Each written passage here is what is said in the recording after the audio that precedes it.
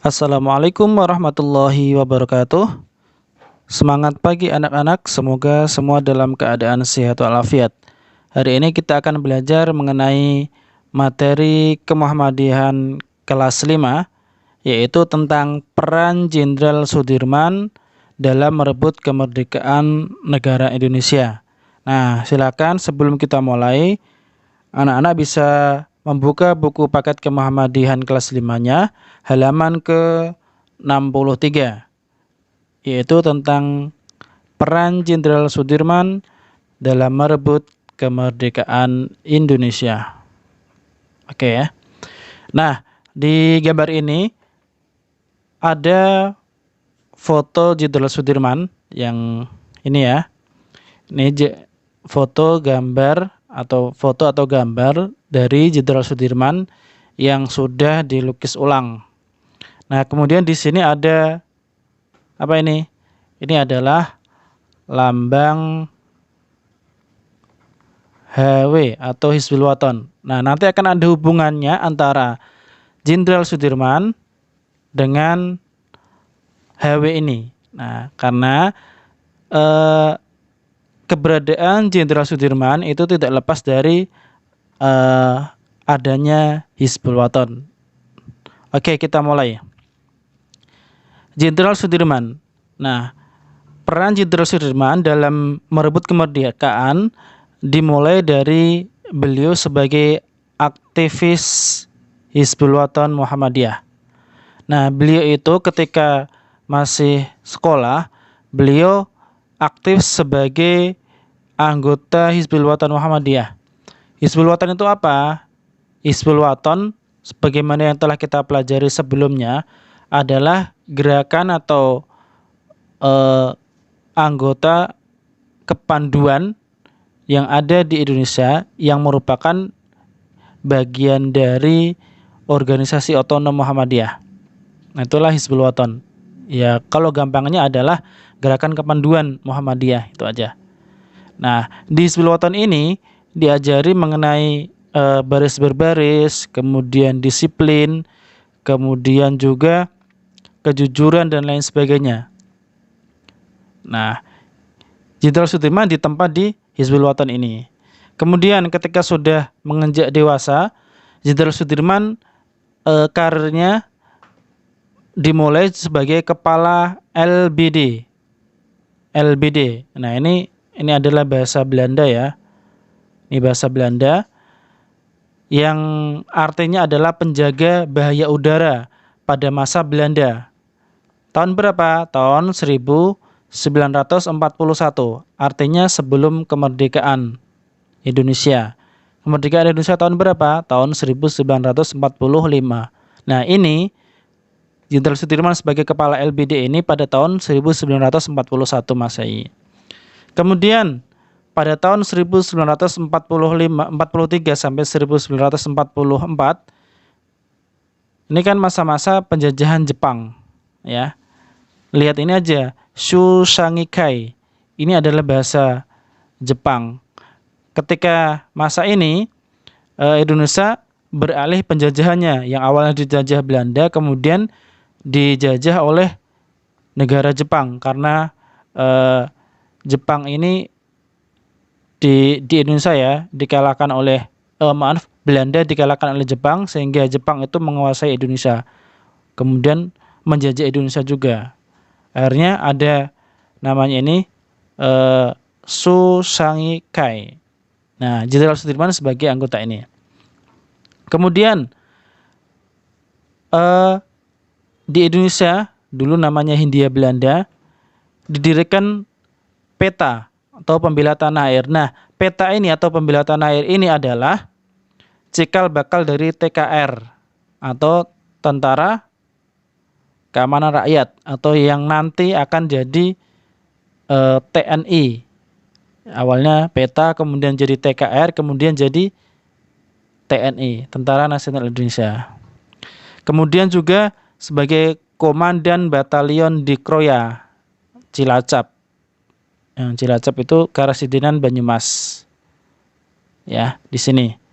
Kemudian juga beliau sebagai Panglima TKR. Nah, Beliau sebagai Panglima TKR atau TNI ya. Setelah TKR terbentuk, kemudian selang beberapa tahun dirubah menjadi TNI, Tentara Nasional Indonesia sampai sekarang. Divisi 5 Banyumas dengan pangkat kolonel. Nah, ini karirnya Jenderal Sudirman. Kemudian selang beberapa tahun saja ya, Jenderal Sudirman terpilih sebagai Panglima Besar TKR atau TNI pada tanggal 2 November 1945. Artinya setelah kemerdekaan. Karena kemerdekaan di Indonesia itu tahun 1945, bulannya bulan Agustus, dan ini bulan November, maka setelah kemerdekaan baru Jenderal Sudirman diangkat sebagai Panglima Besar TKR. Nah, usianya sangat muda, yaitu pada usia 29 tahun. Masih sangat muda sebagai seorang Panglima Besar. Nah, kemudian pada tanggal 18 November, pada tanggal 18 November, pada tanggal 18 Desember, bukan November ya. Pada tanggal 18 Desember 1945-nya ini baru dilantik sebagai Panglima Besar. Siapa yang melantik? Yaitu Presiden. Saat itu ada Presiden Soekarno. Nah, nih. Jadi karir Jenderal Sudirman di TNI yang sekarang ya, atau Jenderal Besar Sudirman, itu berawal dari Hizbul Wathan Muhammadiyah ketika beliau masih usia remaja.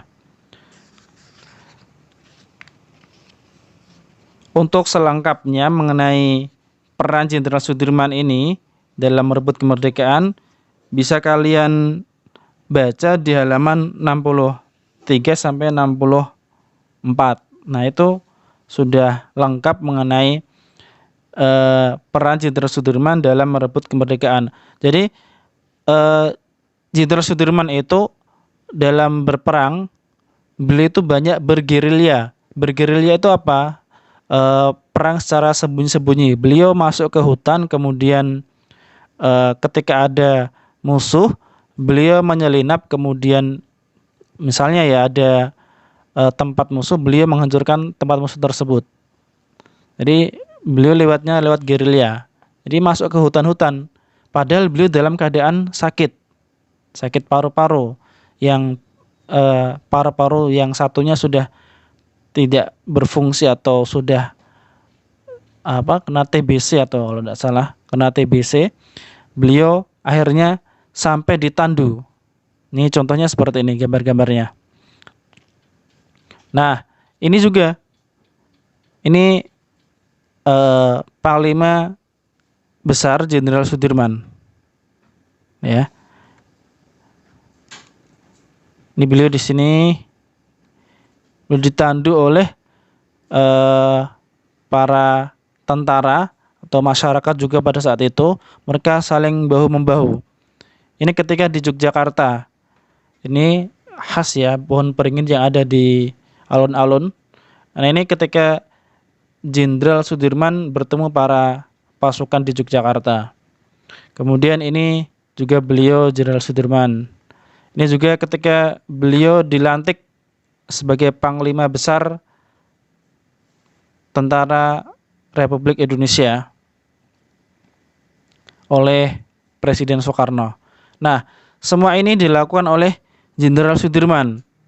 Padahal beliau dalam keadaan sakit sampai ditandu seperti ini.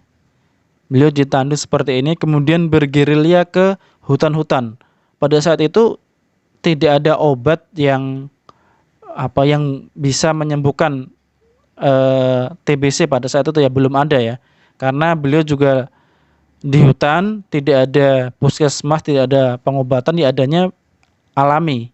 Jadi beliau apa adanya, misalnya sakit ya merasakan sakit, padahal beliau masih muda terkena TBC, dan beliau masih memimpin peperangan walaupun tidak secara langsung, tapi beliau secara pemikirannya mengatur strategi perang bagaimana agar bisa mengalahkan musuh-musuhnya.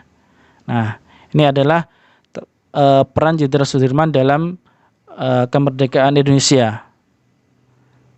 Untuk selengkapnya bisa kalian baca pada halaman 63 sampai 64.